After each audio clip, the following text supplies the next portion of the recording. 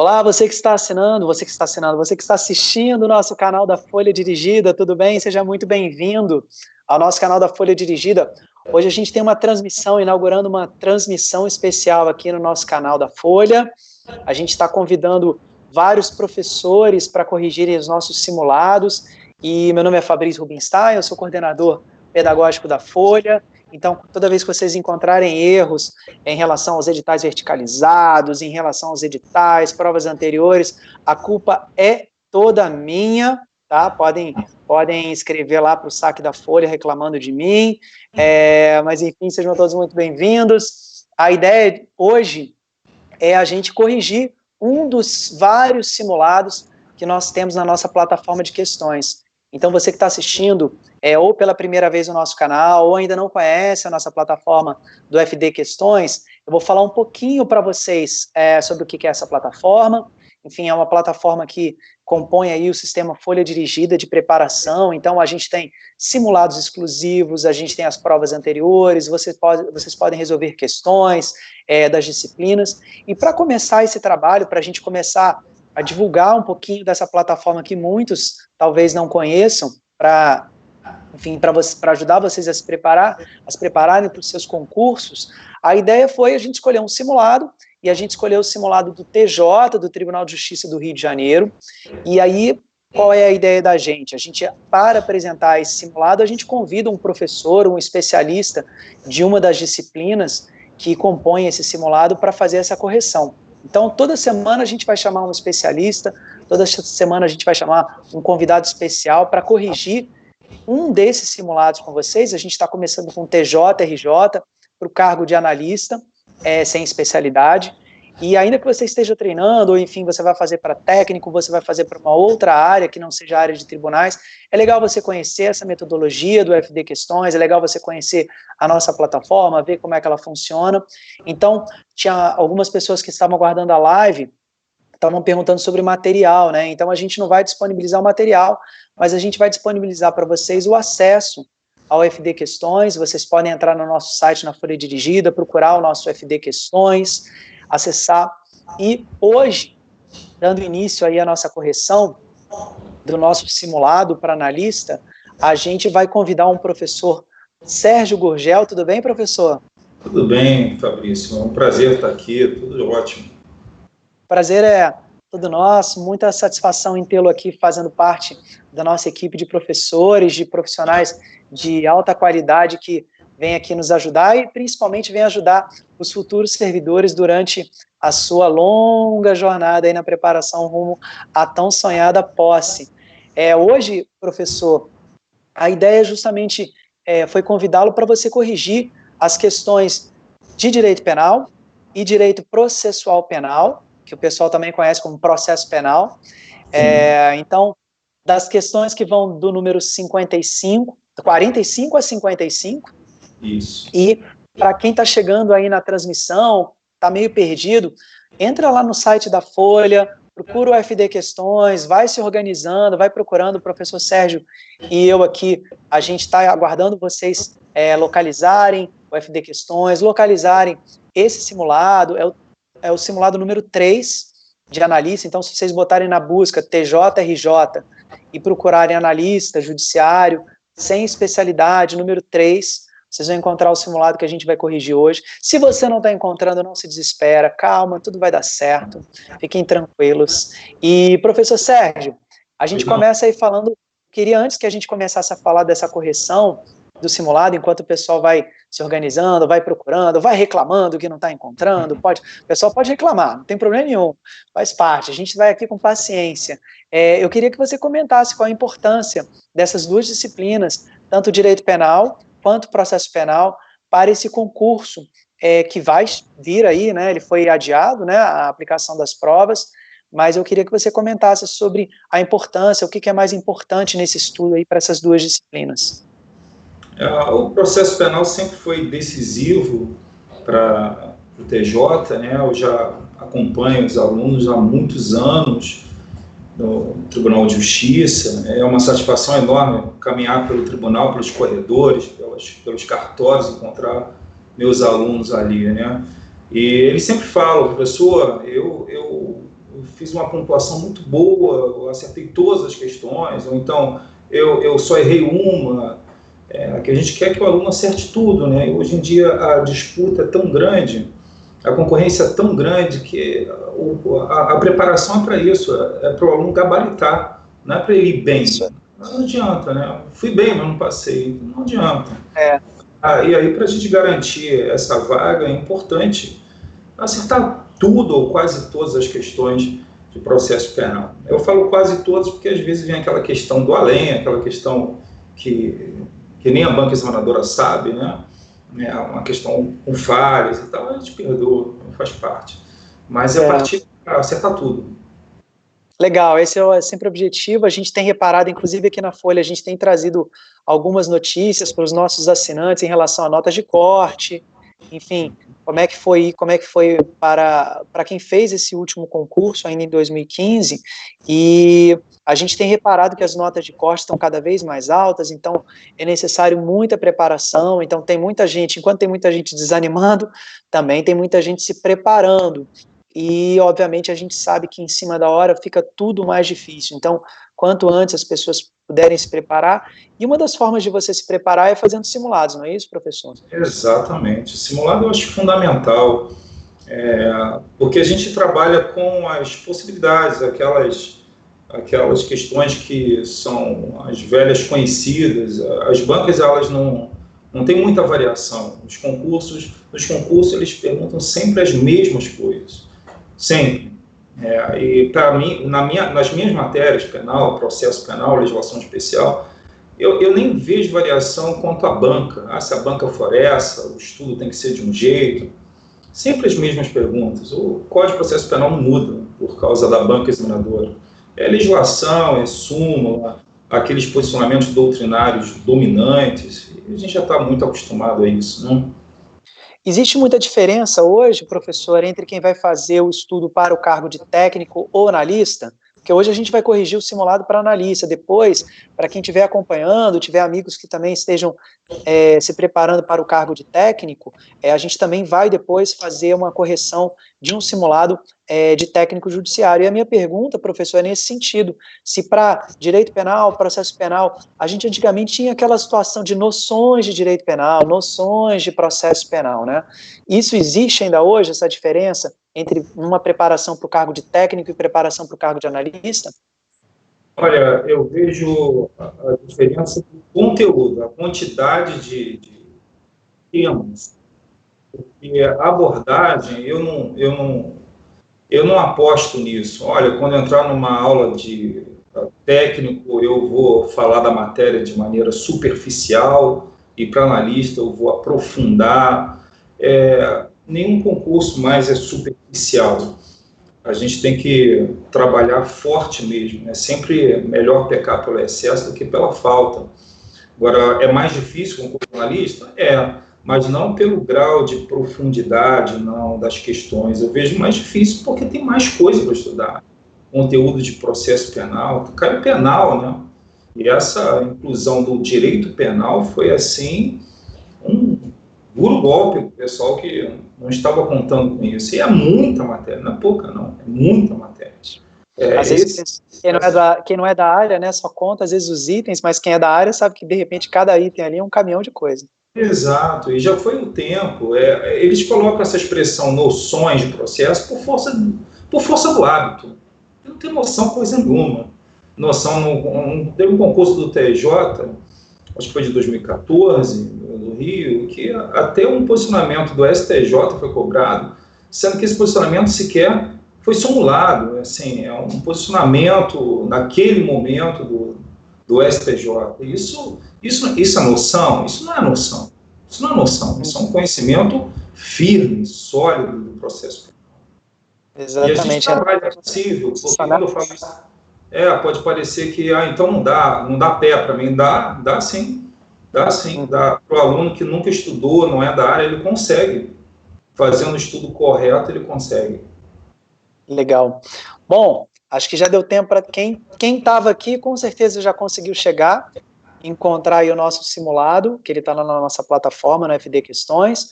Vamos começar então, professor, por favor. Fique à vontade aí para corrigir. Adal, põe na tela aí o professor corrigindo, Adal.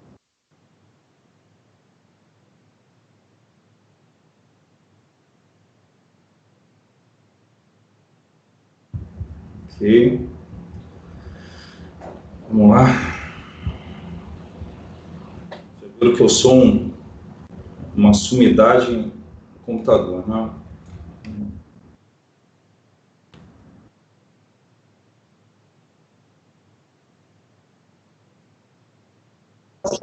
Pode fechar? Opa.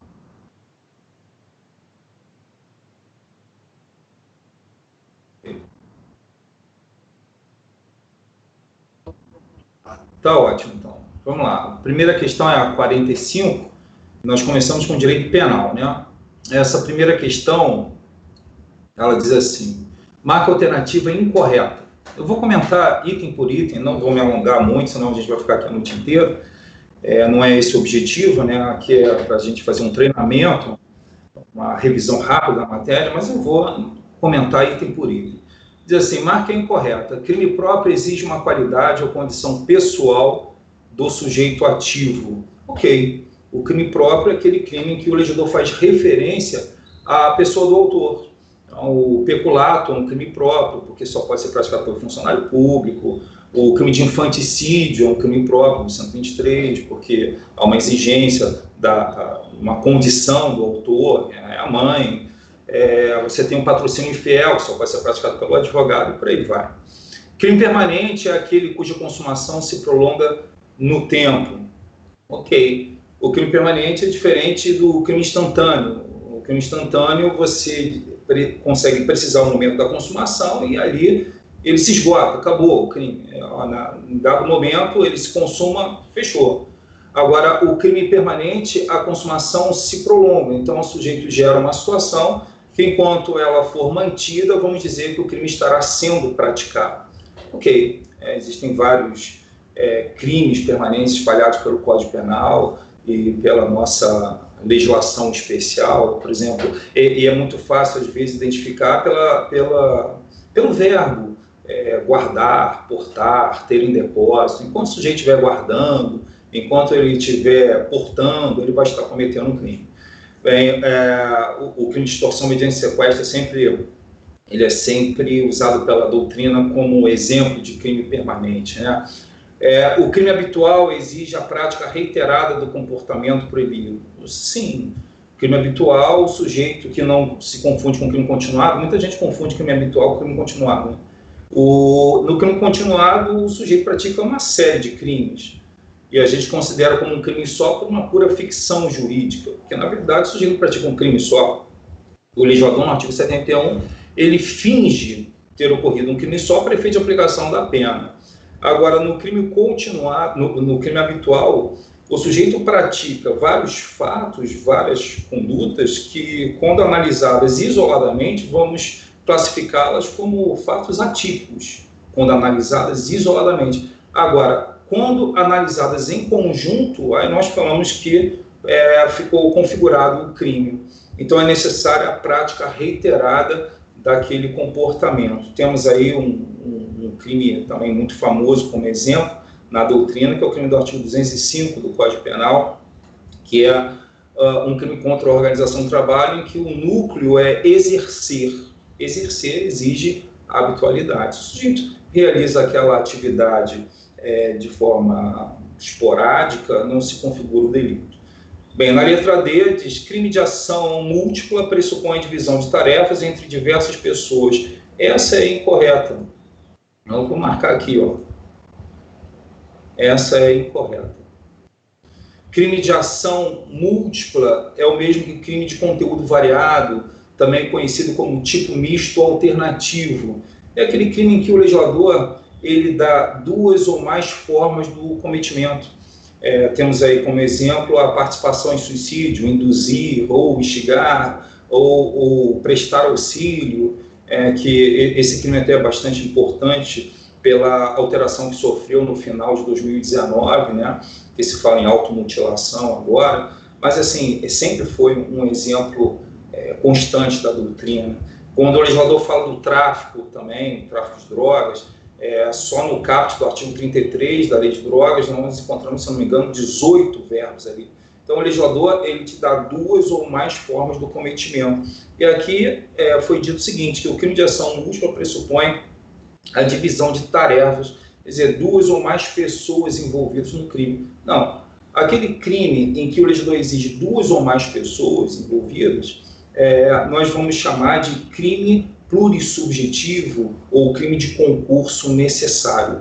Então, assim, crime de ação múltipla, o legislador, ele permite, ele abre espaço para que o sujeito pratique esse crime de 2 ou mais formas. Crime em que se pressupõe aí um concurso, uma divisão de tarefas a concurso, é crime de concurso necessário, é crime plurissubjetivo.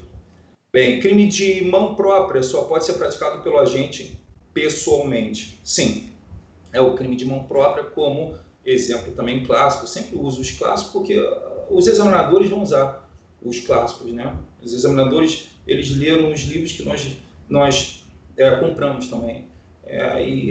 São aqueles exemplos repetidos. Então, o crime de mão própria, famosíssimo, é o crime de falso testemunho, do artigo 342 do Código Penal. Bem, então ficamos com a letra D. Vamos para a seguinte, vamos lá. Bem, assinale a alternativa incorreta, segundo o direito penal brasileiro. Não há crime sem lei anterior que o defina.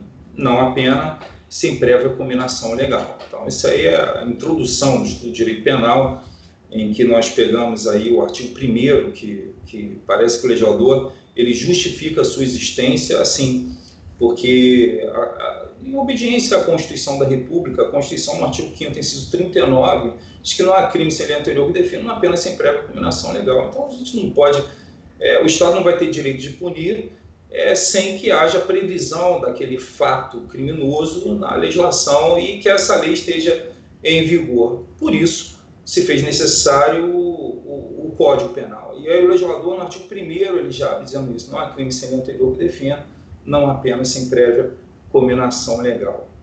Ok. Artigo 1º do Código Penal. A alternativa incorreta, está tudo ok, beleza. Ninguém pode ser punido por fato que lei posterior deixa de considerar crime, cessando em virtude dela a execução aos efeitos penais da sentença condenatória. Fato que lei posterior deixa de considerar como crime é o chamado abolício crimes, que apaga o crime como se nunca tivesse sido praticado.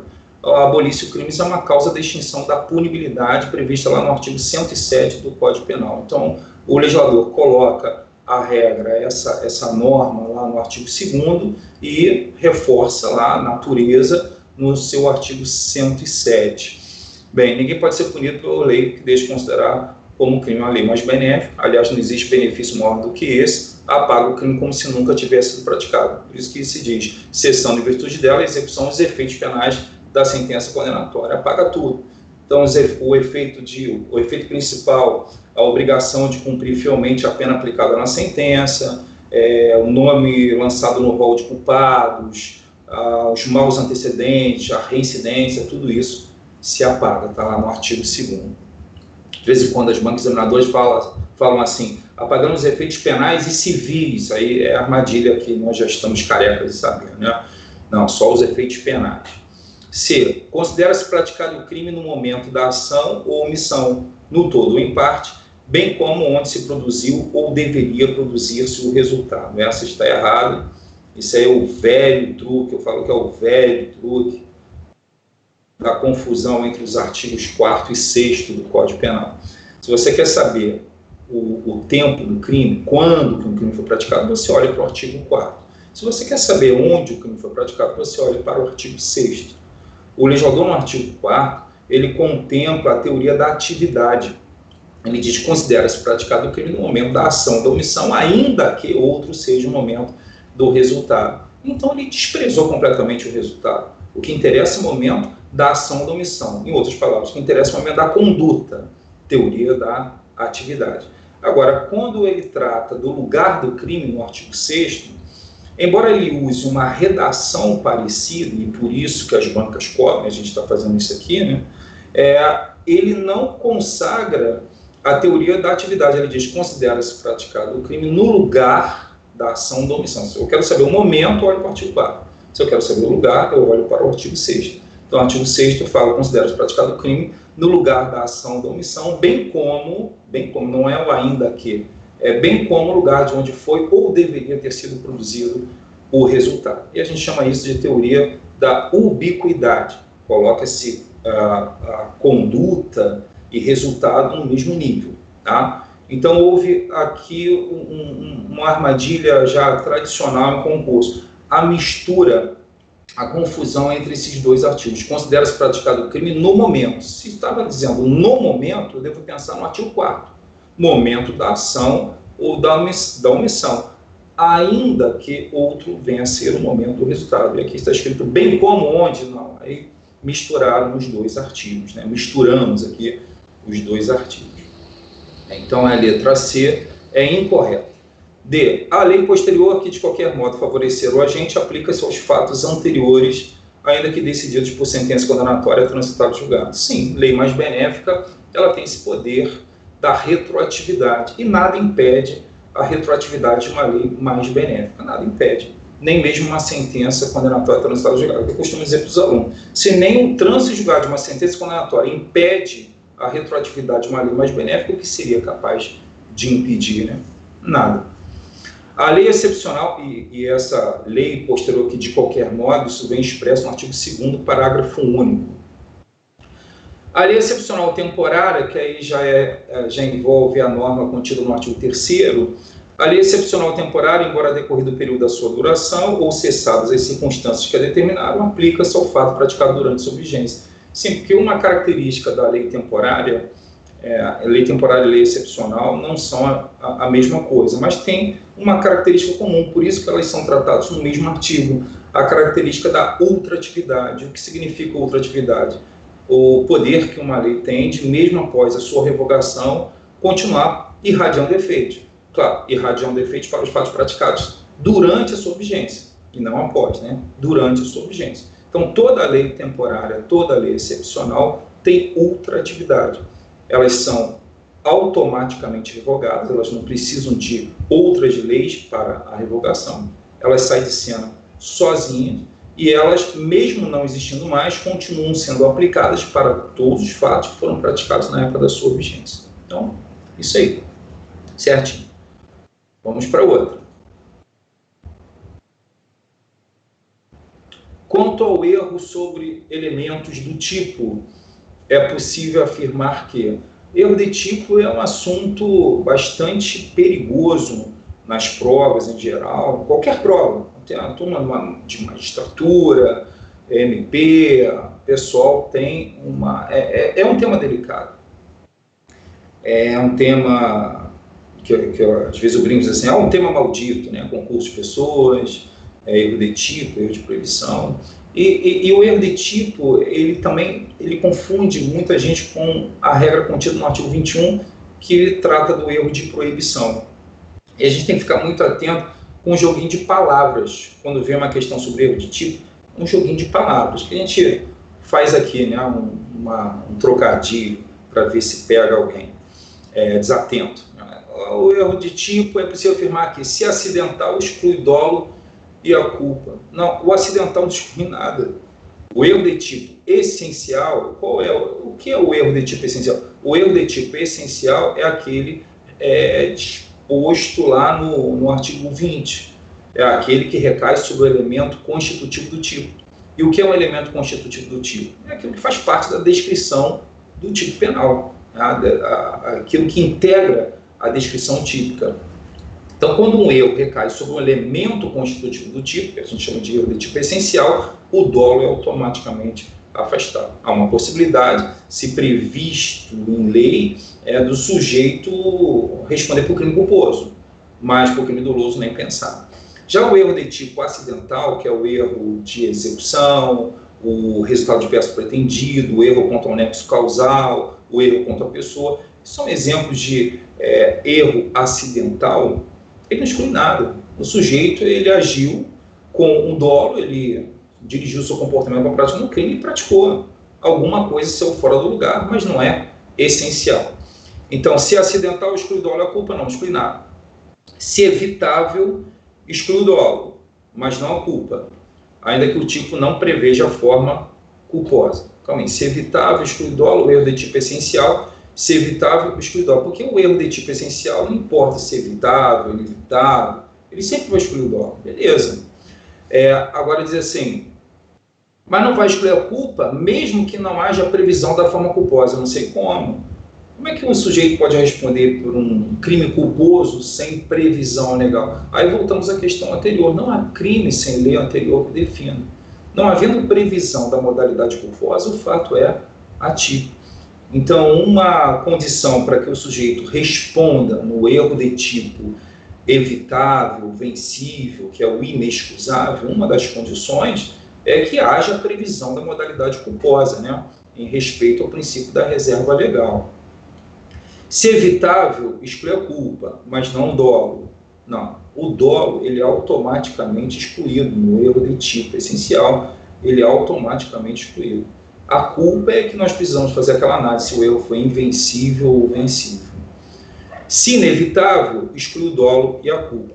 O erro de tipo essencial exclui sempre o dolo. A culpa, aí depende, se invencível ou vencível. Mas aqui está dizendo, se inevitável, que é o mesmo que invencível, que é o mesmo que excusável, aí exclui tudo. Exclui a própria tipicidade. Ok? Letra D. Se acidental, exclui a culpa, mas não o dolo. Não, acidental não exclui nada. Então, é isso aí. Beleza. Vamos lá. A cenário alternativa que não contempla uma pena restritiva de direitos, segundo o Código Penal Brasileiro. A questão aqui é tiro e queda, né? Aqui a questão é queima-roupa. É como perguntar para o aluno assim, o que não consta lá no artigo 43? Você decorou as penas restritivas de direitos, elencadas no Código Penal? Então, que não contempla a pena restritiva do Código Penal. Literalidade, perda de bens e valores, limitação de fim de semana, interdição temporária de direito, confisco de bens e prestação pecuniária. O confisco de bens não está relacionado lá no artigo 43 entre as penas restritivas de direito. A que a gente chama de confisco é o efeito da condenação, aí depende lá da análise do artigo 91 em diante do Código Penal, o sujeito perder em favor da União os instrumentos usados para a prática do crime, que a gente usa muito essa expressão que não está no Código, confisco, aí ele vai ter os bens confiscados. Isso não pode ser usado de maneira alguma como uma pena restritiva de direitos. As penas restritivas de direitos são exatamente essas das alternativas: perda de bens e valores, limitação de fim de semana, interdição temporária de direitos e prestação pecuniária. Vamos lá. Vamos seguir aqui. Responder. Ok. Próximo. Entre os crimes contra a administração pública, admite a modalidade culposa as seguintes figuras típicas. Eu gosto muito de fazer isso porque nem sempre a questão é lá em cima de doutrina, jurisprudência. Tem horas que o aluno espera que venha assim um trator em cima, né, uma máquina, um rolo compressor, esperando o pior, e aí vem um negócio assim, tiro e queda, vem uma coisa em cima da legislação pura. O aluno precisa estar preparado para isso também, porque não adianta nada, sabe até mesmo o nome do ministro que proferiu a decisão, sabe o número do habeas corpus, então, mas ele não conhece a legislação pura, o texto da lei e tal. Aí não adianta nada. Então vamos lá, crimes contra a administração pública que admitem a modalidade culposa. São poucos, né? Os crimes contra a administração pública são aqueles crimes elencados no título 11 da parte especial do Código Penal. Ali vem os crimes, 2 crimes contra a administração pública, com vários capítulos: os crimes praticados pelo funcionário, os crimes praticados pelo particular, os crimes praticados contra a administração estrangeira, os crimes contra a administração da justiça e os crimes contra as finanças públicas. São pouquíssimos, né?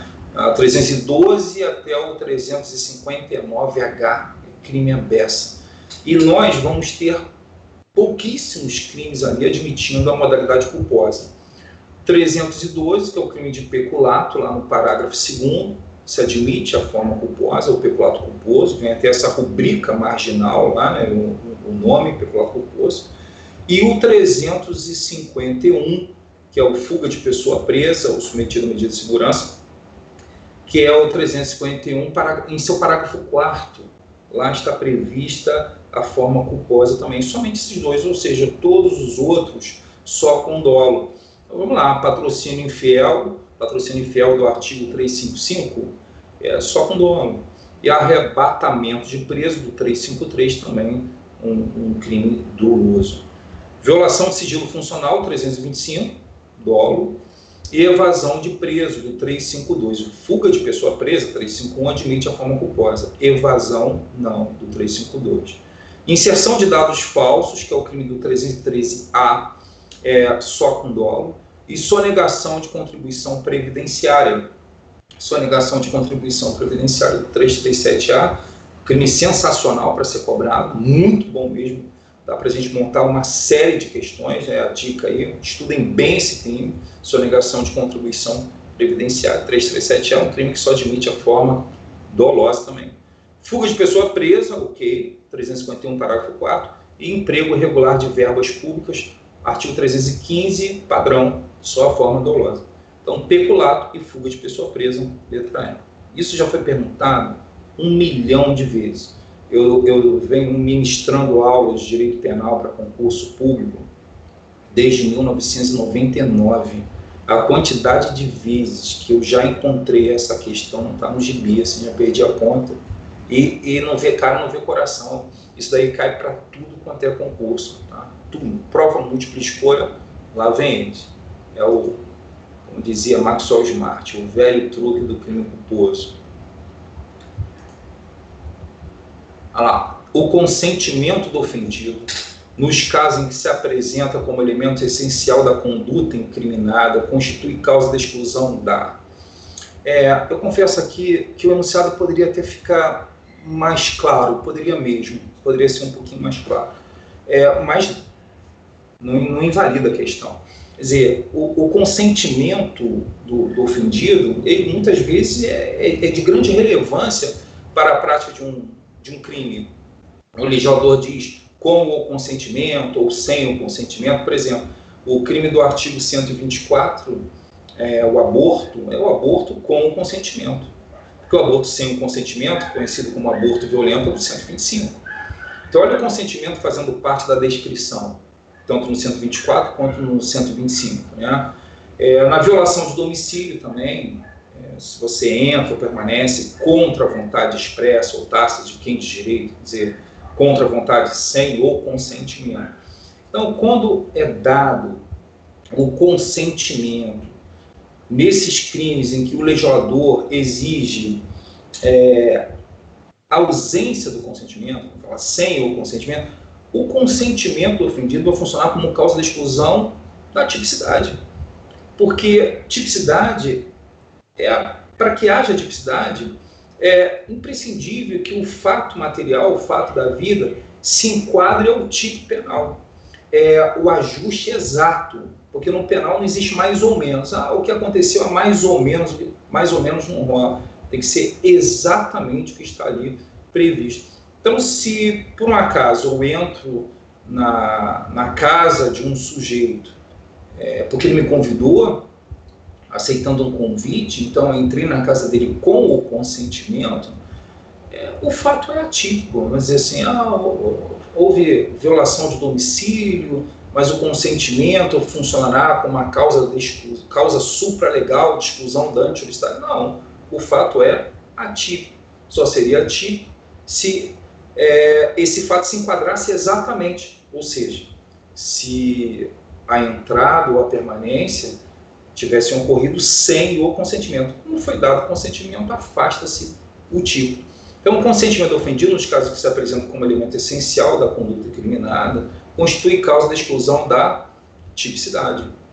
O fato vai ser atípico. Por que eu disse que poderia ficar um pouquinho mais claro o enunciado? Talvez, se disséssemos assim, consentimento ofendido nos casos em que sua ausência, né, se apresenta como elemento essencial, ficaria mais claro. Mas dá para compreender. Imputabilidade, ilicitude, culpabilidade, punibilidade, não. Sendo que a ilicitude é que poderia gerar uma dúvida aí no aluno, porque o aluno aprende assim, existem causas legais de exclusão da ilicitude, que são aquelas previstas no artigo 23 do Código Penal, estado de necessidade, legítima defesa, estrito cumprimento do dever legal, exercício regular do direito, que são as causas legais, aquelas apresentadas pela lei penal, e nós temos aquelas, a maioria esmagadora da doutrina aceita, né? Aquelas conhecidas como causas supralegais. E das causas supralegais tão defendidas pela doutrina, a que é aceita com menos relutância, com menos resistência, é exatamente o consentimento do ofendido. Mas o consentimento do ofendido, para que funcione como causa da exclusão da ilicitude, não pode estar no tipo penal a exigência da ausência do consentimento, pelos motivos que já foram expostos aqui. Tá? Então, o consentimento do ofendido, nesses casos em que a ausência dele está lá exigida na descrição típica, vai excluir a própria tipicidade. Marcando aqui, beleza. Próximo. Cenário alternativa correta. Agora partimos para o processo penal. O assistente poderá ser admitido após a instauração do processo, desde que antes da sentença. Não, o assistente, ele pode ser admitido, sim, após a instauração do processo, porque o assistente, ele vai atuar no processo, né? Não existe assistência na fase da investigação. O assistente, ele atua no processo. Ele vai atuar junto da acusação, no Ministério Público, na ação penal pública, né? Então, para ele funcionar como assistente, é necessário que a gente já esteja nessa fase processual, mas não até a sentença. O assistente poderá ser admitido após a instauração do processo, desde que antes da sentença. O juiz proferiu sentenças, não cabe mais assistência. Não é isso que diz o artigo 269 do Código de Processo Penal. O artigo 269, ele estabelece que o ofendido poderá se habilitar como assistente enquanto não passar em julgado a sentença, ou seja, enquanto não transitar em julgado. Ora, por que o ofendido iria ter interesse, iria querer se habilitar como assistente após a sentença? O que cabe após a sentença? Recurso. Então, ele entraria no processo após a sentença, ou para razoar o recurso interposto pelo Ministério Público, ou até mesmo, dependendo do recurso, para recorrer. Recorre supletivamente, naqueles casos em que o Ministério Público não recorre. Então, basta examinar aqui, para responder essa questão, o artigo 269, conforme eu falei. B.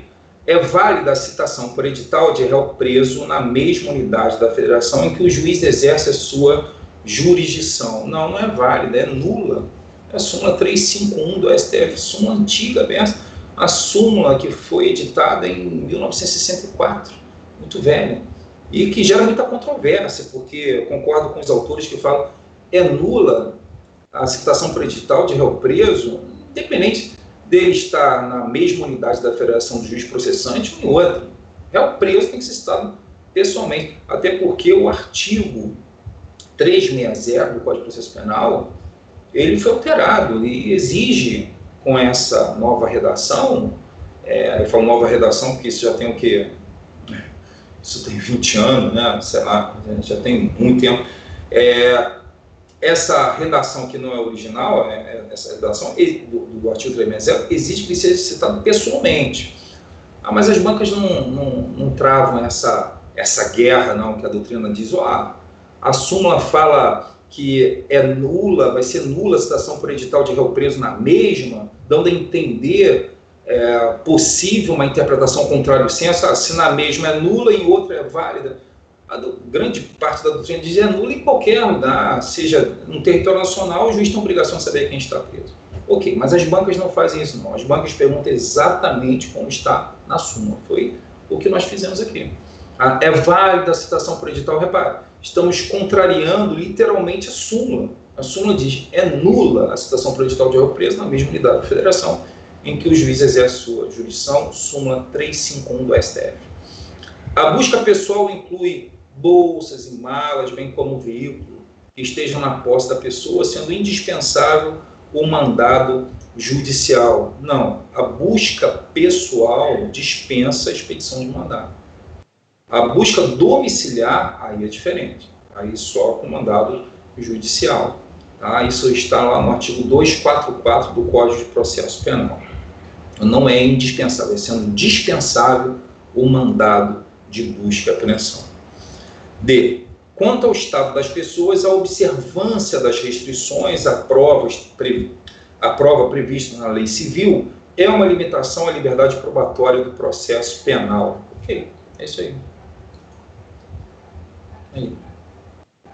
Quanto ao estado das pessoas, a observância das restrições à prova previstas na lei civil é uma limitação à liberdade probatória. Sim, porque a gente aprende entre os princípios, logo na abertura do estudo sobre provas, a gente estuda os princípios, não é só para variar. E aí a gente fala do princípio da liberdade das provas. A lei não vai dizer qual o meio de prova que você vai usar para convencer o juiz das suas verdades. Você pode usar o meio de prova que você quiser, dentre dos previstos, regulamentados na nossa legislação, você vai usar aquilo que você quiser. Agora, em relação ao estado das pessoas, como assim estado das pessoas? Prova da idade, nacionalidade, prova do casamento, prova do óbito, aí a lei civil exige certidão. E o legislador no 155, parágrafo único, ele segue isso. Ele diz, em relação ao estado das pessoas, devemos observar a lei civil. Tá?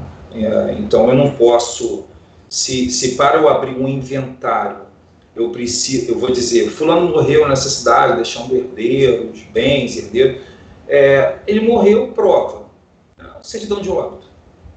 E no processo penal, o 155, parágrafo único, exige que a gente siga essa mesma linha lá da legislação civil. Então, no processo penal, se eu vou dizer que fulano morreu e por isso o réu faleceu, requeiro que seja declarada extinta a punibilidade, que a morte do agente extingue a punibilidade, está lá no 107 do Código Penal. Então, prova a morte. Eu vou provar com a certidão de óbito.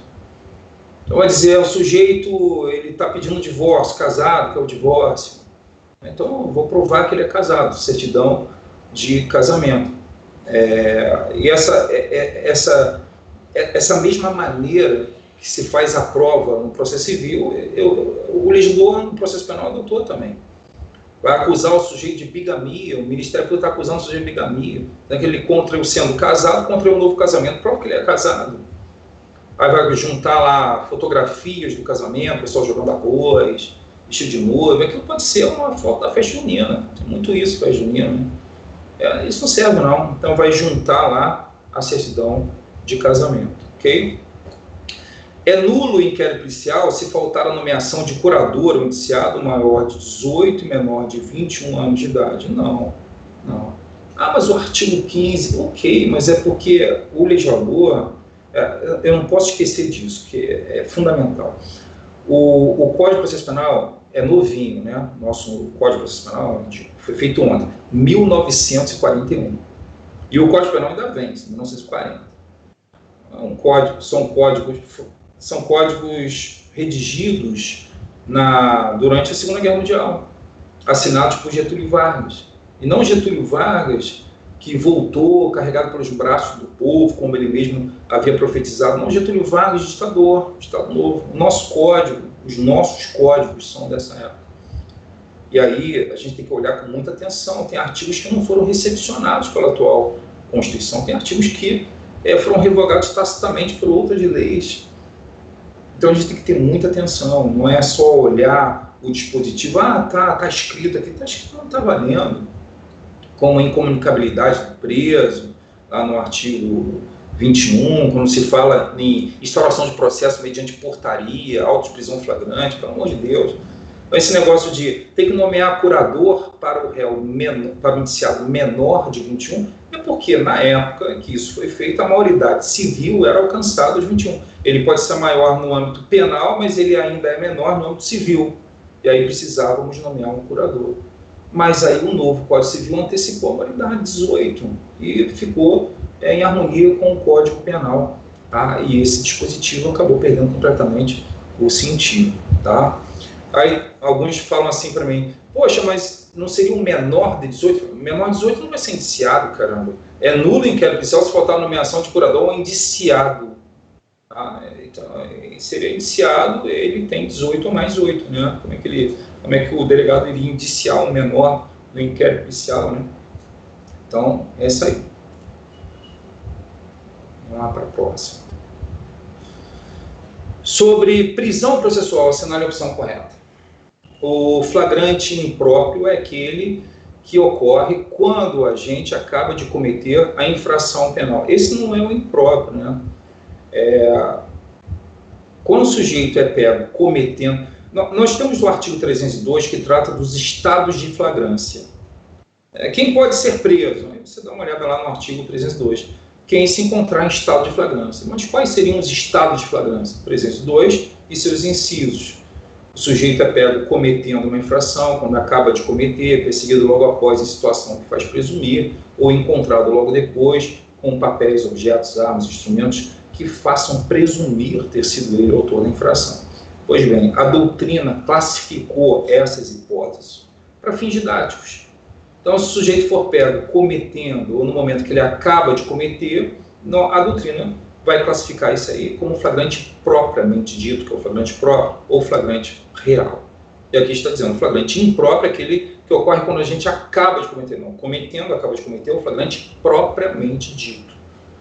Porque nós temos uma noção a respeito do que seria flagra desde a infância, né? Desde a infância. Eu, desde pequenininho, ouvia o pegue no flagra. E a gente já tem uma ideia de flagra, né, com pouquíssima idade. E já pensa, fui pego com a mão na massa. Por isso que a gente diz, esse é o flagrante propriamente dito, aquela noção básica que todos nós temos a respeito do que seria o flagra. Quando o sujeito ele é perseguido logo após, é que nós chamamos de flagrante impróprio, quase flagrante ou flagrante irreal. Então, o flagrante próprio é aquele que ocorre quando o agente acaba de cometer, esse é o próprio, do inciso 2, do 302. Temos flagrante próprio ou real nos crimes permanentes enquanto não cessar a permanência. Sim. E aproveitamos até o que nós discutimos na primeira questão, na resolução da primeira questão de penal. Nós vimos lá classificações doutrinárias a respeito dos crimes e falamos sobre o que seria o crime permanente. No crime permanente, o sujeito gera uma situação que, enquanto for mantida, ele vai estar cometendo o crime. A consumação se prolonga no tempo. Ele está portando arma, ele está transportando um balão, ele tem em depósito substância entorpecente, droga. E, enquanto a situação não mudar, ele vai estar cometendo o crime. Se ele vai estar cometendo o crime, ele vai estar em flagrante, né? E qual o nome que a gente dá para a situação de flagra em que o sujeito é pego cometendo a infração? Flagrante próprio. Então, o sujeito está armado, está andando armado, ele não tem autorização para andar armado, ele não tem porte de arma. Aí nós vamos, isso é um crime permanente, aí nós vamos prender esse cara, flagrante propriamente dito, artigo 302, inciso 1. Tá? Esse artigo 303, que fala nos crimes permanentes, entende-se flagrante enquanto não cessar a permanência, é um artigo até desnecessário, era até desnecessário fazer. É claro que ele vai estar em flagrante porque ele vai estar cometendo o crime. C.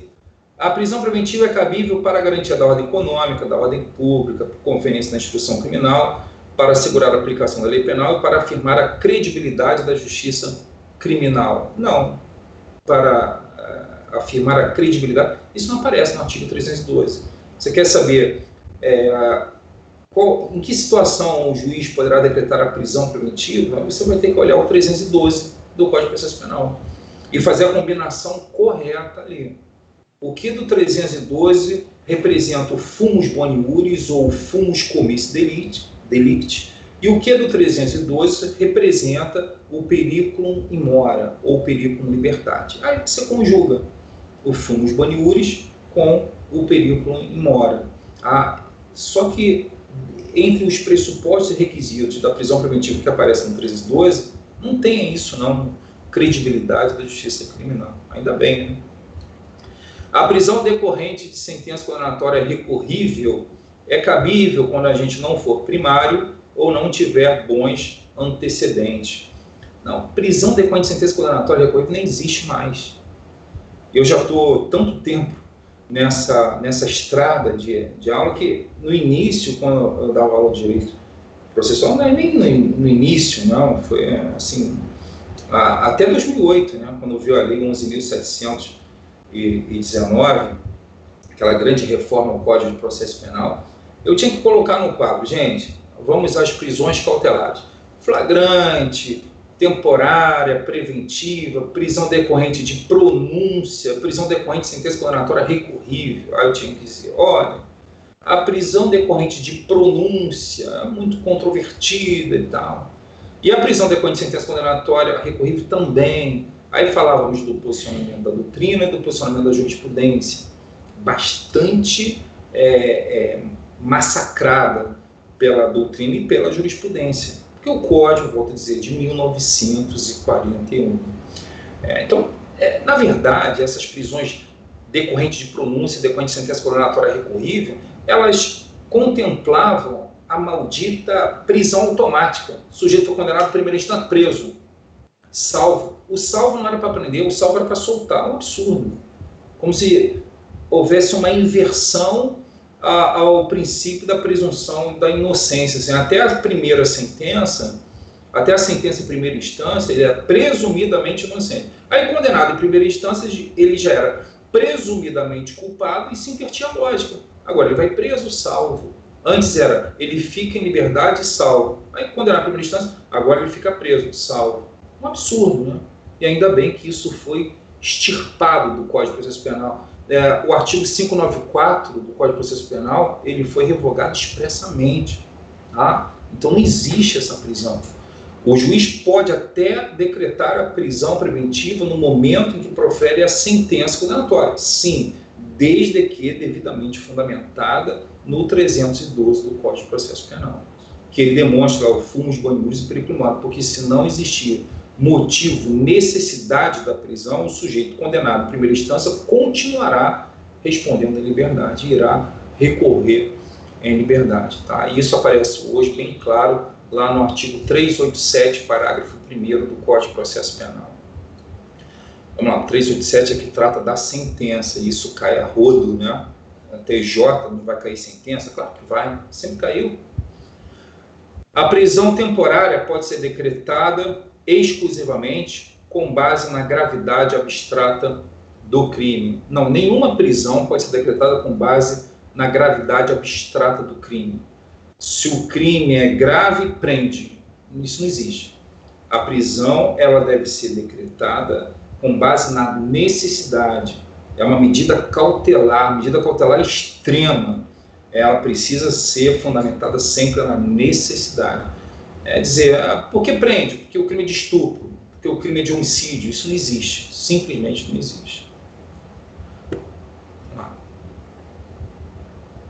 Então, como é que se decreta a prisão temporária? A gente olha lá o artigo 1º da Lei 7960 de 89, verifica os incisos contidos nesse artigo 1º. Nós temos que fazer uma combinação entre os incisos 3 e 1, ou 3 e o 2, porque o 3...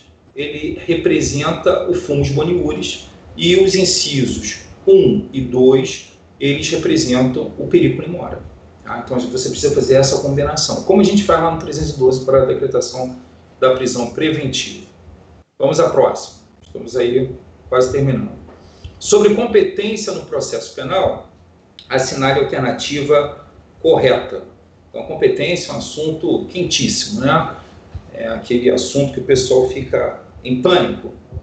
É por isso que eu acho o maior barato colocar. Não por sadismo, mas assim, para treinar a galera. Não adianta ficar torcendo para não cair, porque torcer para não cair é que cai mesmo. Quando o aluno fica assim, tomara que não caia, aí atrai a questão das profundezas do inferno, impressionante. Tem que ir sem medo de enfrentar os piores assuntos. E esse medo só acaba quando a gente domina o tema, né? Então, sobre competência do processo penal, assinar a alternativa correta. Na hipótese de conexão intersubjetiva, há ligação entre os próprios delitos, unidos por laços circunstanciais. Na conexão processual, a prova de uma infração, qualquer circunstância elementar, influi na de outra. Errado. Na conexão objetiva, que é a do 76, inciso 2, a objetiva, a ligação entre os próprios delitos, quer dizer, os crimes estão interligados. Quando nós usamos o termo na conexão intersubjetiva, aí o motivo da reunião dos processos, porque havendo conexão, haverá necessidade de reunir os processos, né? Para que serve a conexão, continência? A unidade de processo e julgamento. Tudo bem que nem sempre isso é possível, mas a regra é essa. Tem conexão junta, tem continência junta. E os motivos ficam variando. No 76, inciso 1, o legislador apresenta lá 3 hipóteses em que nós reparamos que o motivo da reunião dos processos tem a ver com as pessoas, por isso que nós chamamos intersubjetivo, entre pessoas, tudo que é subjetivo é pessoal.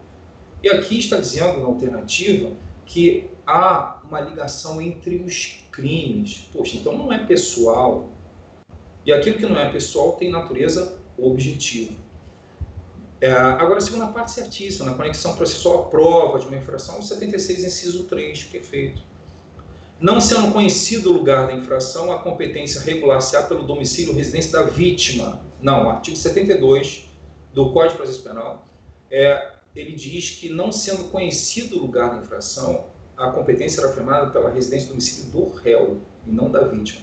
Volto a dizer, o velho truque de substituir réu por vítima.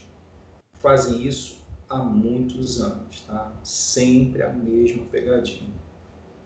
Então, não sendo conhecido o lugar da infração, porque o lugar da infração é a regra geral de competência. Qual o juiz competente para o processo de julgamento? Onde que o crime se consumou? Se consumou na comarca B. Beleza. Lá tem um juiz, ele é o juiz do processo de julgamento. É o lugar da infração. Entendemos o lugar da infração no processo penal como lugar da consumação, teoria do resultado. Está lá no artigo 70. Tá? Mas como desconhecido o lugar da infração? Desconhecido, residência ou domicílio do réu e não da vítima. De acordo com o nosso sistema, a competência será determinada pela continência por cumulação objetiva quando 2 ou mais pessoas forem acusadas pela mesma infração. Cumulação objetiva significa cumulação de crimes. Aqui eu não estou acumulando crimes, eu estou acumulando pessoas, 2 ou mais pessoas acusadas pela mesma infração. Isso aparece no artigo 77, continência, inciso 1, que é chamada continência por cumulação subjetiva, porque é pessoal.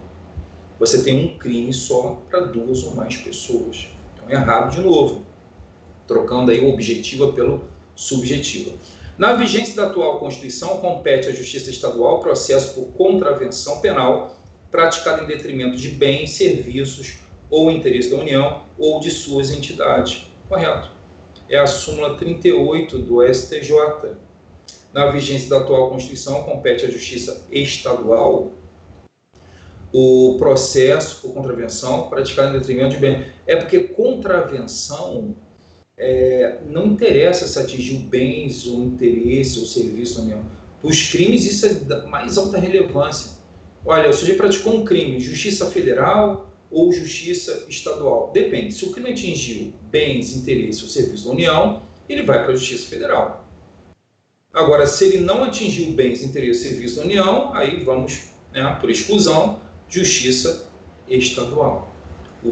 Para os crimes, isso é da mais alta relevância. Agora, a contravenção não. Ainda que atinjam bens, interesses ou serviços da União, ainda que atinjam de forma contundente, inclusive, a competência será da Justiça Estadual.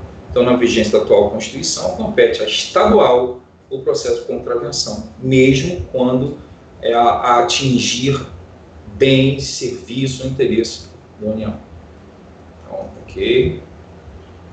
Mas vamos analisar o item E, né? Nos delitos dolosos contra a vida, sempre prevalece a competência pela natureza da infração sobre a competência por prerrogativa de função. Quer dizer, quando o sujeito pratica um crime doloso contra a vida, ele vai para o júri. É o que está sendo dito aqui. Crime contra a vida prevalece a competência pela natureza. Qual a natureza da infração? É crime doloso contra a vida. A Constituição diz, é júri. E isso é essa regra de competência que determina o processo instaurado lá no júri, o julgamento no júri, vai sempre, como está dito aqui, sempre prevalecer sobre a regra relativa à prerrogativa de função, o foro especial. Não. A súmula 721 do STF, que hoje já se tornou súmula vinculante, que é a súmula vinculante 45, a súmula diz que a competência do júri prevalece sobre o foro por prerrogativa de função. O júri prevalece sobre o foro por prerrogativa de função, desde que a prerrogativa de função esteja prevista exclusivamente na Constituição do Estado. Então, devemos fazer uma interpretação em sentido contrário. Bem, se o júri vence a prerrogativa de função quando a prerrogativa de função se encontra só na Constituição do Estado, logo o júri não vence a prerrogativa de função quando a prerrogativa estiver prevista na Constituição da República. É que muita gente, porque as bancas cobram isso demais. Aliás, a súmula que eu mais vi cair até hoje nas provas de processo penal, guardem isso, é a súmula 721, hoje súmula vinculante 45. Não tem para ninguém. É a súmula, assim, que abusam do direito de perguntar isso. Mas por que eles fazem? Porque a galera, ela lê só a metade. O júri prevalece sobre a prerrogativa de função. Beleza. Aí o cara sempre vai nessa, mas tem que ler até o fim. O júri prevalece sobre a prerrogativa de função desde que a prerrogativa de função se encontre só na Constituição do Estado. Logo, uma interpretação no sentido contrário, se a prerrogativa estiver na Constituição Federal, vence a prerrogativa de função. Vence o júri. Porque aí eu posso... vence a prerrogativa sobre o júri. Porque eu posso... usar aquela regra contida no artigo 78 do Código de Processo Penal, de que vai prevalecer aquele órgão de maior graduação. Você tem as regras vindas da mesma Carta Constitucional. Quem diz que júri, que crime doloso contra a vida é júri? Constituição Federal. E quem diz que o juiz federal deve ser julgado pelo TRF? Constituição Federal. Mas então, por que, se estão na mesma Carta Constitucional, por que o TRF vai prevalecer? Porque é o órgão de maior graduação. Então, vamos lá. Quase acabando aqui. Vamos para 54.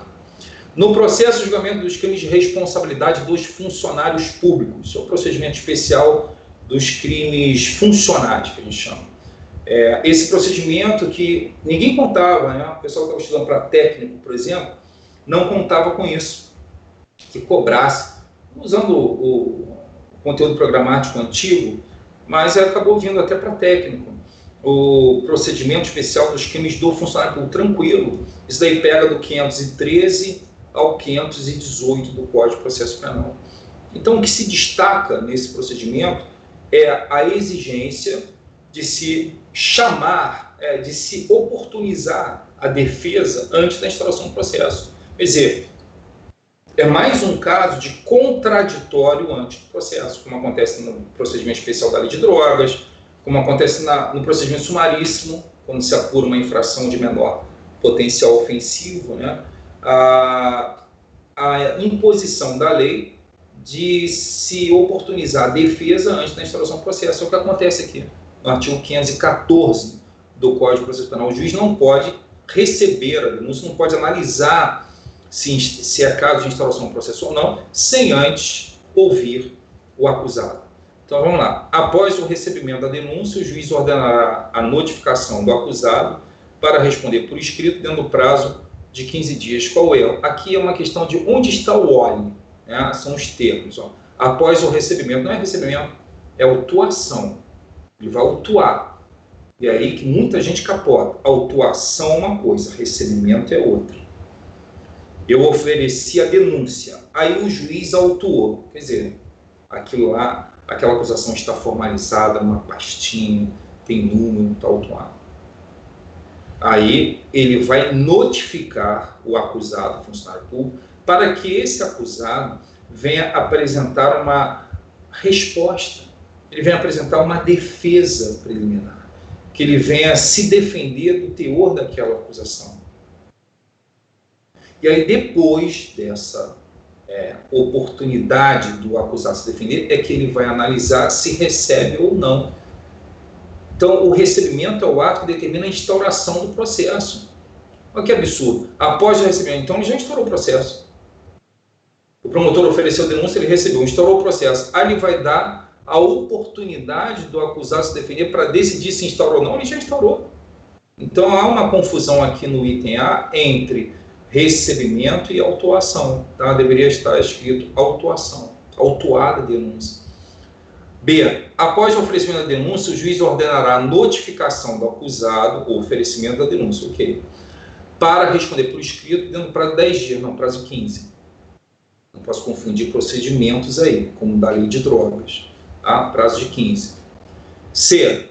Análise sobre eventual instauração do processo é feita após a notificação do acusado. Sim, o juiz vai analisar se é caso de instauração do processo ou não, após oportunizar a defesa. Ok, é o que eu chamei de contraditório antes do processo. Beleza, letra C. Estando a denúncia em devida forma, o juiz determinará a sua autuação e ordenará a citação do acusado. Opa, citação não, notificação. Da mesma forma que eu não posso confundir autuação com recebimento, eu não posso confundir notificação com citação, porque qual é a definição de citação? Chamamento do réu para o processo. Se o juiz ainda não instaurou o processo, como é que ele pode citar o réu? Como é que ele pode chamar o réu para um processo que não existe? Então, foi usado um outro nome, que é a notificação. Autuação versus recebimento. Notificação versus citação. Se o aluno misturar as bolas, vai ficar depois se martirizando aí, ajoelhado no milho. Meu Deus, caramba, como é que fui confundir, não vi. É o que eu falei, isso é uma questão de onde está o óleo. E na letra E, estando acusado em outra comarca, dispõe a lei processual que o acusado deverá ser notificado para a defesa preliminar mediante carta precatória. O parágrafo único do artigo 514 não diz isso. O parágrafo único estabelece que o juiz irá nomear defensor. É um defensor ativo, né? Para que faça aí a defesa. Bem, grande parte da doutrina critica isso, dizendo que não haveria nenhum prejuízo ao Estado a realizar o ato mediante precatória. Prejuízo, sim, haveria ao réu com isso, porque um defensor iria apresentar a defesa dele sem ter contato direto com ele. Essa defesa seria uma defesa genérica, só para constar, só para inglês ver, sim, mas nessas provas assim, objetivas, tudo muito em cima da legislação pura. A carta precatória não foi a solução dada pelo parágrafo único do artigo 514. Eu entendo que deveria ser, mas não foi. Então, agora é o último, né? Conforme o Código de Processo Penal, assinar a alternativa correta. O juiz não depende necessariamente da instrução do processo para absolver o acusado. Verdade. Ele não depende. Quer dizer, ele não depende de partir para a fase da instrução, não depende disso. Por quê? Porque o legislador, ele, na reforma ao Código de Processo Penal, quando ele passou todos aqueles procedimentos, vários procedimentos, vamos dizer assim, a limpo, como o júri, principalmente o júri, ele também mexeu nos procedimentos ordinários sumários, ele incluiu a possibilidade de absolução sumária nos procedimentos ordinários sumários. Está lá no artigo 397 do Código de Processo Penal. Antes nós falávamos, a absolução sumária é coisa do júri, desde 2008, que, não é só do júri, não. O juiz pode absolver sumariamente o réu nos procedimentos ordinários sumários também. Então, em que momento ocorre isso? Após a defesa.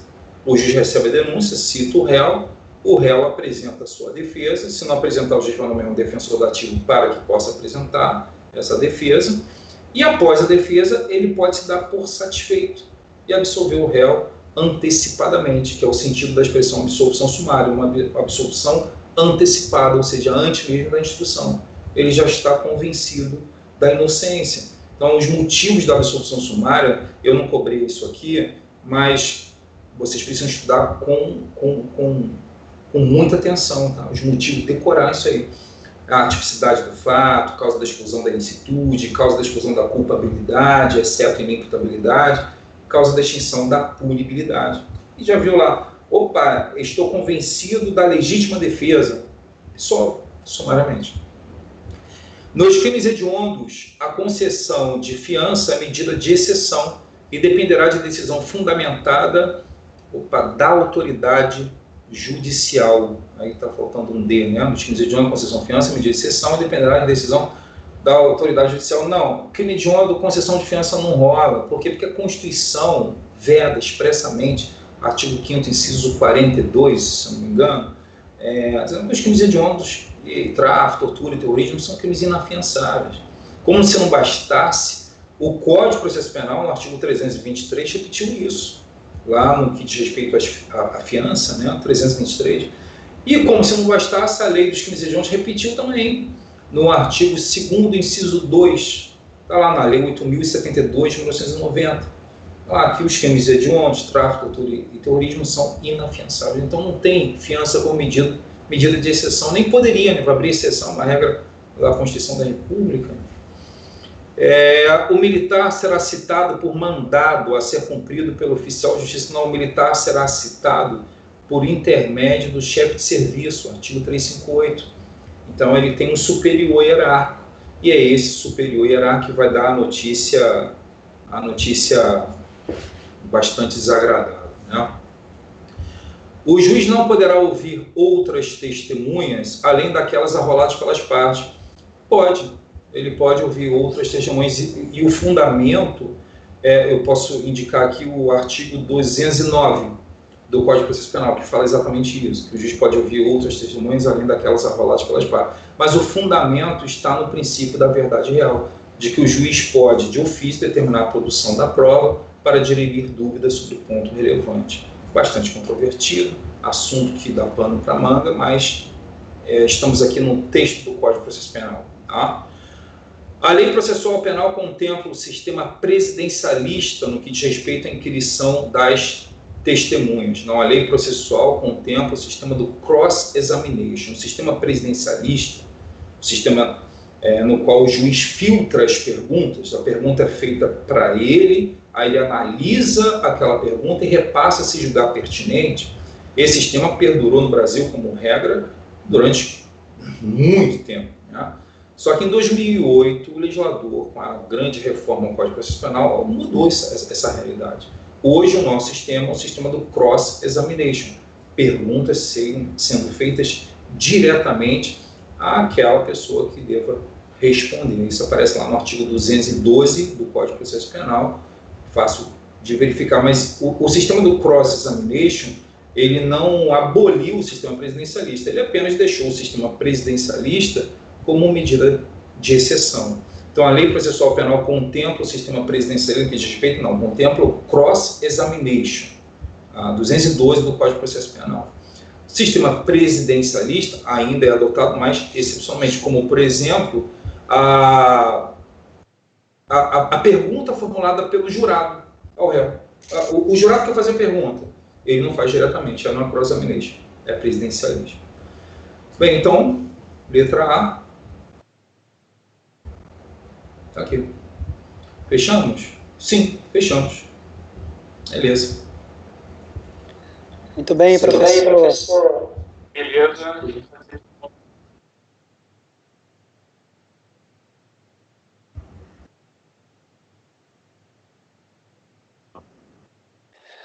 Muito bom, professor Sérgio Gurgel. Descansar um pouquinho, né? Já está me vendo? Deixa eu ver aqui. Então, a gente acabou de corrigir 5 questões de direito penal, 5 questões de processo penal, no nosso simulado para o cargo de analista. Quem chegou aí no meio da transmissão, né? Estava tudo bonitinho nas histórias aqui, nas nossas mensagens, enfim, para você que quer acessar o nosso simulado, você pode entrar na nossa plataforma, no FD Questões. Para quem não é assinante Então, você tem aí um período de 10 dias que você pode fazer o trial, você pode fazer o nosso período de teste e conhecer um pouquinho mais a nossa plataforma do FD Questões, e ter aí, uma vez por semana, a gente vai sempre se reunir às terças-feiras, às 17 horas, convidando professores do mais alto gabarito, como foi agora o professor Sérgio Gurgel. Eu espero que vocês tenham gostado. Sérgio, muito obrigado por ter participado dessa transmissão aqui da Folha Dirigida. Você quer deixar algum contato, enfim, alguma rede social onde o pessoal pode te procurar, pode tirar dúvidas sobre direito processual? Sim, gostaria sim. Antes de qualquer coisa, eu gostaria de agradecer demais a Folha Dirigida, que sempre me acolheu muito bem. Eu acho que a primeira entrevista que eu dei à Folha foi em 2002, 2003. Eu tenho foto novinho dando entrevista aí na Folha. É um jornal de grande credibilidade, todos, não há quem não veja, não fique informado pela Folha. Na época eu tinha até cabelo preto, né, para você ver o tempo que faz. Eu também. Eu fiz vários trabalhos para a Folha e sinto super honrado essa empresa estar confiando um trabalho tão importante quanto esse. Eu agradeço muito a vocês, a gentileza, a cordialidade de sempre. Eu agradeço ao curso Fórmula pela indicação, foi o diretor do curso Fórmula que me indicou, o professor Fábio Ramos, um grande amigo, agradeço muito a ele também, e a todos os alunos que me acompanham já há um tempo, e aqueles que eu acabei de conhecer. Espero que a gente se encontre outras vezes. Eu tenho um site, sim, é o sergiogurgel.com, eu deixo material, deixo exercício, artigos, que eu escrevo muito, artigos jurídicos, deixo tudo lá para vocês. Na página do Instagram também, é o Sérgio R.A. Gurgel, Ricardo Amaral Gurgel. Meu livro também está sendo divulgado pela editora Ímpetus, que agora está com desconto, amanhã vai ter um desconto de 40% para os meus alunos. Então, assim, vocês podem procurar também no site da editora Ímpetus, que me dá muita força, muito apoio também na minha carreira toda. Agradeço muito. Legal, professor, muito obrigado a você que é assinante, muito obrigado a você que ainda não é assinante da Folha Dirigida. Assine a Folha Dirigida, adquira o seu pacote da FD Questões, faça esse e outros simulados sempre que você quiser, na hora que você quiser. E semana que vem a gente recebe o professor Léo, de português, língua portuguesa, para corrigir esse mesmo simulado, 10 questões. Então, se você já usufruiu aí desse privilégio de corrigir as questões com o professor Sérgio Gurgel, semana que vem, às 17 horas, a gente recebe o professor Léo para corrigir as questões de língua portuguesa. Muito obrigado a todo mundo, muito obrigado mais uma vez, Sérgio. Até o próximo encontro. Tchau, gente. Valeu, bons estudos. Bons estudos.